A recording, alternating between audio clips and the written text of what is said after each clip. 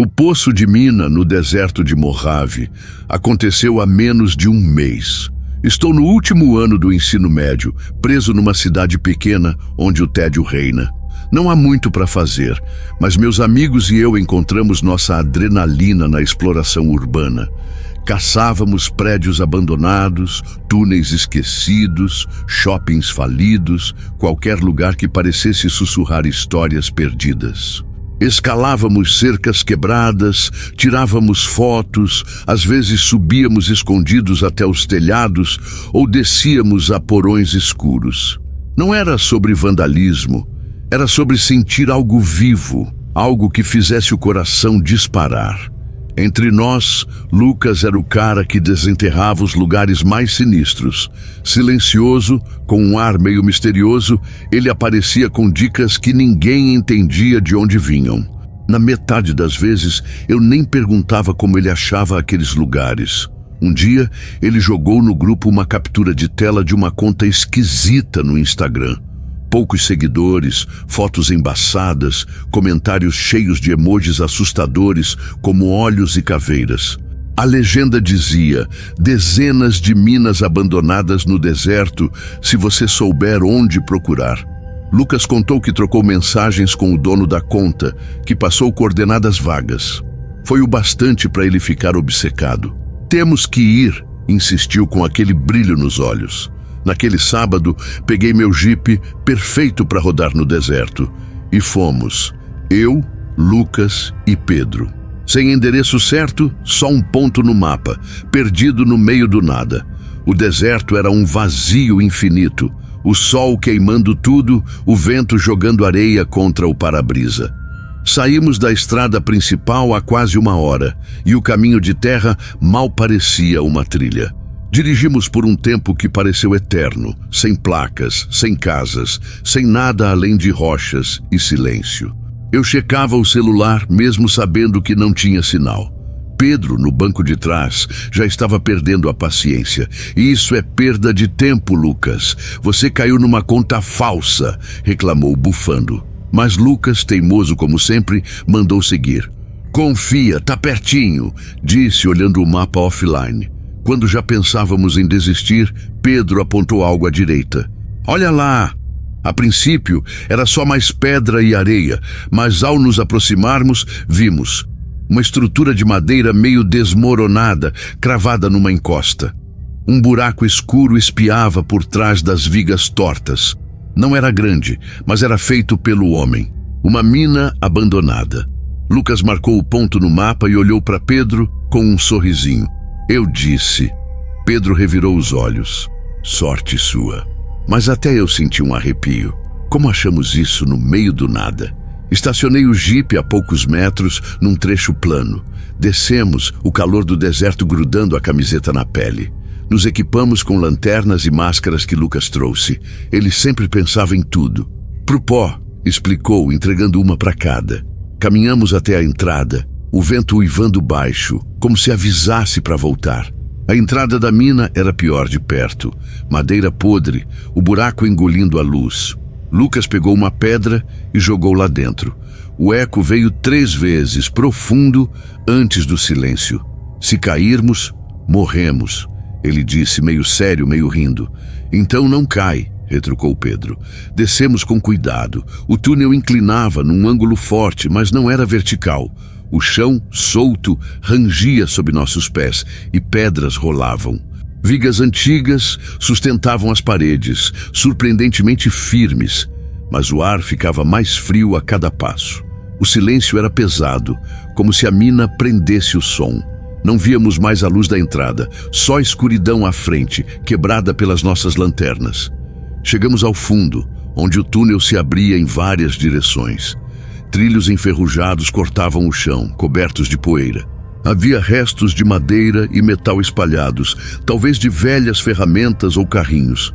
O ar tinha um cheiro fétido, podre, que grudava na garganta. As máscaras salvaram. Que lugar sinistro, murmurei. Lucas assentiu, mas não disse nada. Escolhemos um túnel e seguimos, o eco dos nossos passos reverberando. Não falávamos muito. Não estávamos atrás de algo específico, só explorando. O lugar parecia vazio, como se tudo de valor tivesse sido levado há séculos. Mas então ouvimos um som fraco vindo do fundo do túnel, algo sendo arrastado. Parei, o coração disparando. Olhei para Lucas, que também congelou. "Você ouviu?" sussurrei. Ele fez que sim. Pedro sinalizou para apagar as lanternas. Ficamos na escuridão total, o silêncio agora cortado por aquele som. Uma raspagem lenta, como metal ou madeira arranhando pedra. Estava mais perto. O que era aquilo? Ficamos parados, talvez por 30 segundos, talvez um minuto. O tempo se arrastava. A raspagem continuava cada vez mais alta, o eco tornando impossível dizer quão perto estava. Não parecia ao lado, mas isso não diminuía o terror. De repente, Pedro ligou a lanterna por acidente. A luz piscou e apagou. "Porra, Pedro!" sibilei. Ele murmurou um pedido de desculpas. A raspagem parou. Silêncio total.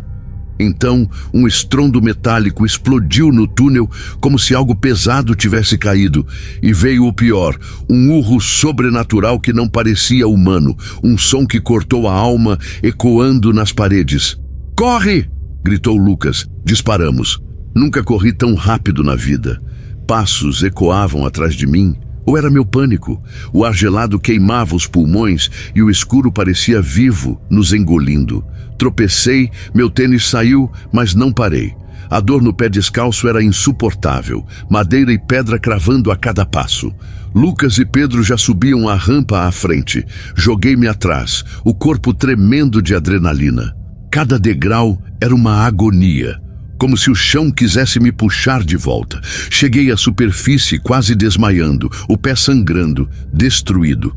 Lucas e Pedro me arrastaram até o jipe, a areia quente grudando na pele. Pedro pulou no volante, acelerando antes que eu fechasse a porta. O motor rugiu e o deserto virou um borrão. Não olhamos para trás. Será que algo nos seguia? No hospital, precisei de vacina antitetânica. Meu pé, cheio de lascas, era uma bagunça. Demorei dias para andar direito. O silêncio no carro até lá dizia tudo. Estávamos em choque, processando o terror. Dias depois, Pedro confessou que perdeu a carteira perto da mina, provavelmente enquanto me ajudava. "Vamos voltar só até a entrada", insistiu. Relutantes, fomos com Lucas usando o mapa. A carteira não estava lá, mas encontramos meu tênis, a poucos metros da entrada. Peguei com as mãos trêmulas. Estava rasgado, com marcas de dentes. Não de animal, mas de algo errado. Partes faltavam, como se tivessem sido arrancadas. Não ficamos para investigar. Ninguém explica o que aconteceu. Um morador de rua? Impossível. Não havia comida lá. Como sobreviveria? Lucas tentou contato com a conta do Instagram. Silêncio. Aquela mina assombrada guarda um segredo, uma entidade assustadora que não quer ser vista. Até hoje, o urro ecoa na minha cabeça. Nunca mais volto ao deserto. E você, teria coragem de explorar um lugar assim? História 2. A barraca em chamas sob o céu do deserto. Sempre fui um cara do tipo aventureiro. Sempre amei atividades ao ar livre, e minhas férias ideais envolvem acampar ou pescar, não alguma excursão extravagante para algum resort ou algo do tipo. Minha namorada, com quem estou há 6 meses, compartilha meu amor pela natureza. Essa é provavelmente uma das principais razões pelas quais começamos a namorar, para ser honesto. Há algumas semanas, Ana e eu decidimos fazer algo um pouco diferente. Dirigimos até o deserto para acampar por alguns dias. Ambos já tínhamos explorado florestas, montanhas, lagos e tudo mais, mas nenhum de nós realmente tinha experimentado o tipo de isolamento aberto, silencioso e seco que o deserto oferecia. Parecia algo que tínhamos que tentar pelo menos uma vez. Uma das principais razões pelas quais escolhemos o deserto foi a observação de estrelas. Isso é algo que ambos amamos, provavelmente mais do que qualquer outra coisa. Mesmo quando começamos a namorar, costumávamos dirigir para fora da cidade apenas para deitar no capô da caminhonete e observar as estrelas. Então, Quando lemos que este local era distante de qualquer, como a meta era fugir de centros urbanos e da poluição luminosa, a decisão estava praticamente tomada.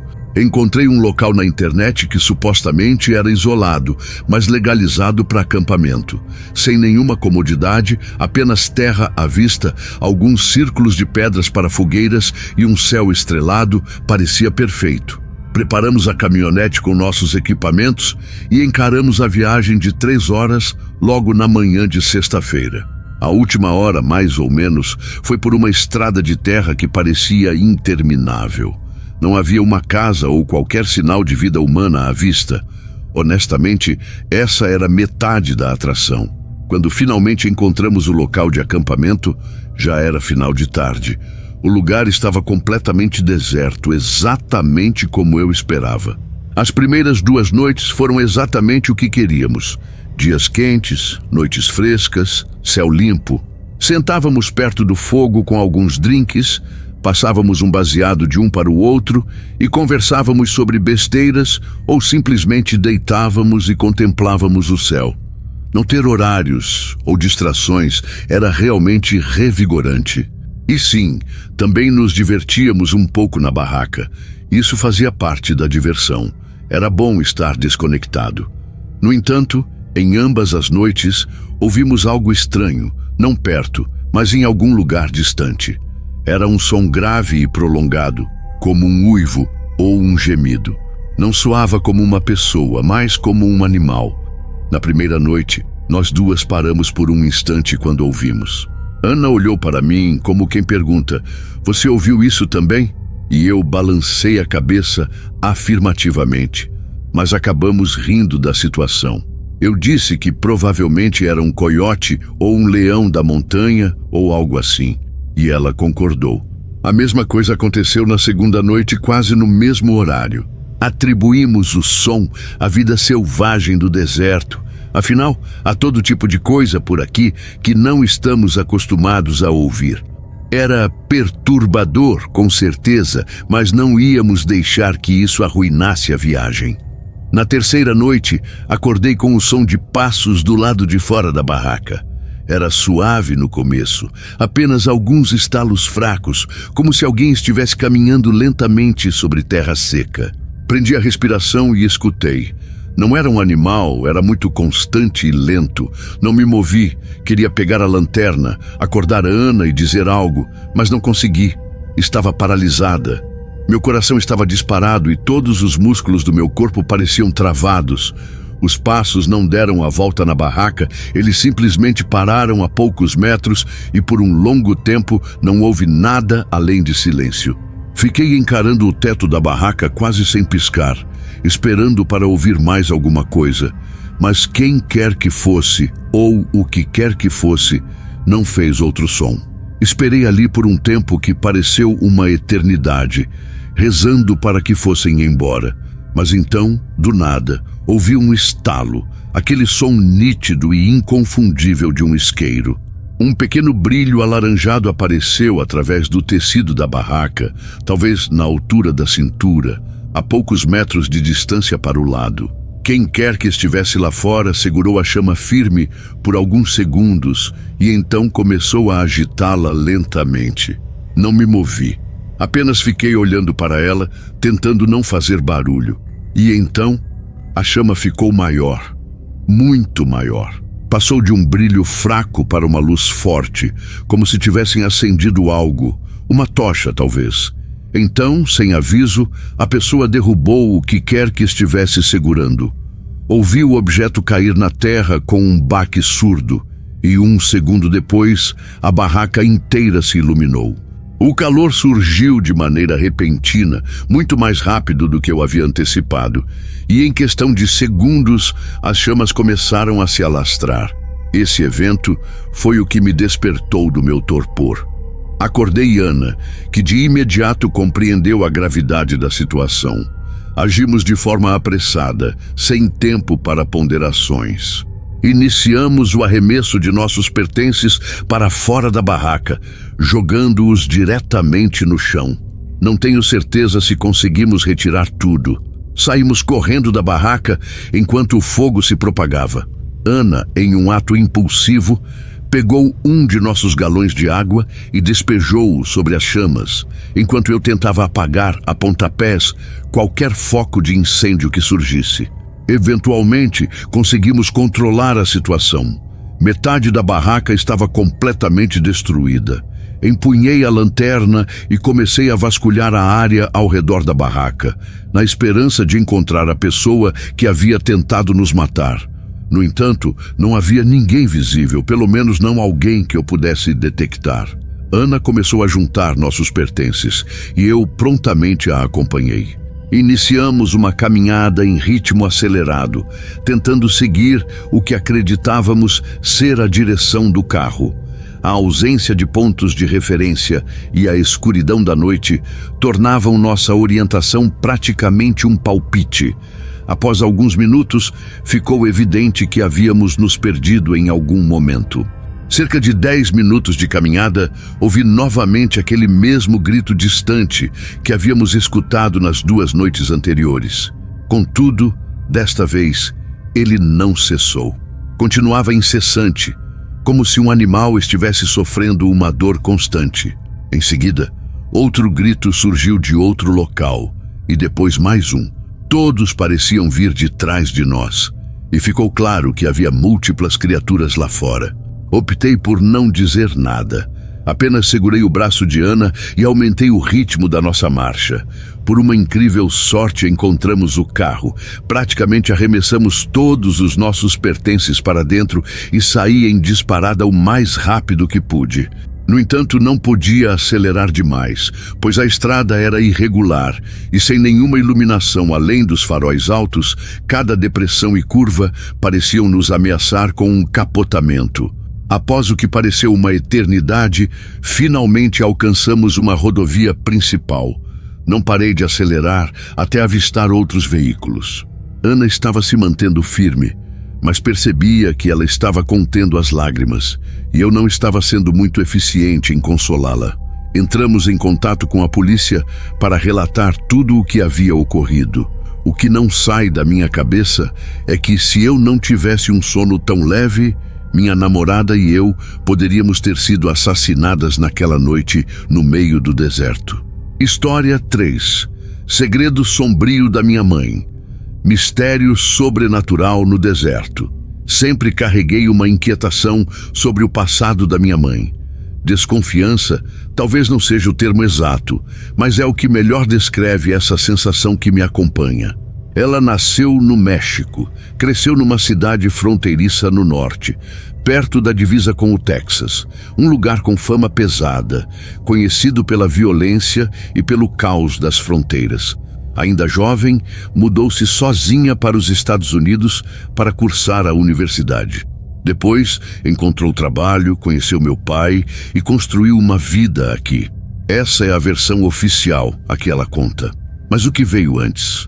Isso ela esconde como se fosse um segredo sombrio, algo que não quer que ninguém toque. Não sei muito sobre a vida dela no México, e cada vez mais acho que isso não é por acaso. Minha mãe tem uma habilidade quase sobrenatural de desviar de perguntas sobre seu passado. Qualquer tentativa de cavar mais fundo é interrompida por uma piada, uma mudança de assunto ou um olhar que corta como faca. Quando eu era criança, meu pai explicava que era algum trauma de infância, algo que devíamos deixar quieto. Eu acreditava, claro, porque não acreditaria. Mas à medida que cresci, essa explicação começou a parecer frágil. Minha curiosidade virou uma obsessão silenciosa e comecei a perceber o quanto ela era boa em manter esse véu de mistério. O que sei vem de fragmentos, pedaços soltos que ela deixou escapar em reuniões familiares ou conversas casuais. Cresceu numa cidade bruta, onde a lei nem sempre mandava. Sobre os pais, ela contava uma piada que na época eu achava só engraçada. Do lado do meu pai, políticos, do lado da minha mãe, criminosos, e eu nunca sei quem é quem. Ela ria e todos riam junto. Mas com o tempo comecei a me perguntar, e se não fosse só uma piada? E se tivesse um fundo de verdade? Ela mencionava o pai, que trabalhava para o governo de algum jeito. Nunca ficou claro como. A mãe, nenhuma palavra. Era como se ela nunca tivesse existido. A única pista concreta que tenho é um nome: Rafael. Não vou revelar o nome todo, mas era ele, uma sombra do passado que ainda ecoa. Lembro de uma noite, quando eu tinha uns 10 ou 11 anos. Acordei de madrugada para ir ao banheiro. Passando pela sala, ouvi minha mãe falando baixo ao telefone. Não entendia espanhol, mas o nome Rafael se repetia, como se ela estivesse falando sobre ele, não com ele. A casa estava mergulhada na escuridão e meu medo infantil do escuro me fez acender a luz. Ela não gritou, não se assustou. Era como se soubesse que eu estava ali. Desligou o telefone na hora e me lançou um olhar que nunca esqueci. Frio, quase vazio, como se eu tivesse invadido um território proibido. Volta para a cama, disse, com uma voz que não deixava espaço para discussão. Corri para o quarto, o coração disparado. Esse momento ficou gravado na minha memória.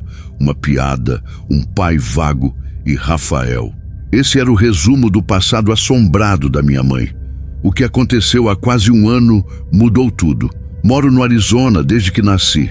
Faltava um ano para me formar na faculdade e eu dirigia pelo deserto para encontrar um amigo da época da universidade. Era uma viagem longa, horas de estrada, sob um sol que parecia derreter o asfalto. O calor entrava pelo vidro e o ar-condicionado mal dava conta. Cansado de música e sem paciência para podcasts, decidi ligar para minha mãe. Somos apaixonados por futebol, então começamos a falar dos jogos da Liga dos Campeões, debatendo os confrontos com animação. Ela entende tanto de futebol que podemos passar horas nisso, rindo e discutindo como se fosse uma final. De repente, vi 2 caminhonetes bloqueando a estrada. Não parecia um acidente, algo estava errado. O coração acelerou e o suor escorreu pela testa, misturando calor e medo. Diminuí a velocidade hesitando. Minha mãe ainda estava na linha, mas eu não disse nada sobre o que via. Parei o carro, o motor ronronando baixo. Antes que pudesse decidir o que fazer, 3 homens pularam das caminhonetes, armas na mão. Um 4º carro surgiu atrás rápido, cortando qualquer chance de fuga. O som das botas na areia ecoava enquanto eles se aproximavam. Estava desarmado, preso. Minha única opção era obedecer. Um dos homens bateu na porta com a arma, gritando em espanhol. Saí com as mãos erguidas, o sol queimando minha nuca. Eles falavam rápido, ordens que eu não entendia. Ser mexicano-americano e não falar espanhol sempre foi uma vergonha para mim. Mas ali era um pesadelo. Eles pegaram meu celular, chaves, carteira, tudo. Eu via minha caminhonete ali, tão perto, mas tão inútil. Estava perdido, abandonado no meio do deserto, sem esperança. Será que era o fim? Então o inesperado. O cara que entrou na minha caminhonete parou, como se tivesse ouvido algo. A ligação com minha mãe ainda estava ativa. O motor ligado manteve o Bluetooth funcionando. Pela janela, vi ele hesitar, o dedo pairando sobre a tela, mas não desligou. Ele ouviu. Minha mãe estava falando com ele. Não sei como, mas ela o fez ouvir. Ele respondeu em espanhol, e juro com 90% de certeza que ouvi o nome Rafael. Era como se ela tivesse dito, e ele estivesse confirmando, repetindo o nome com cuidado, como se fosse uma chave. Quem era Rafael? Um criminoso? Um político? Um fantasma do passado? Os outros homens perceberam algo e deixaram de me vigiar.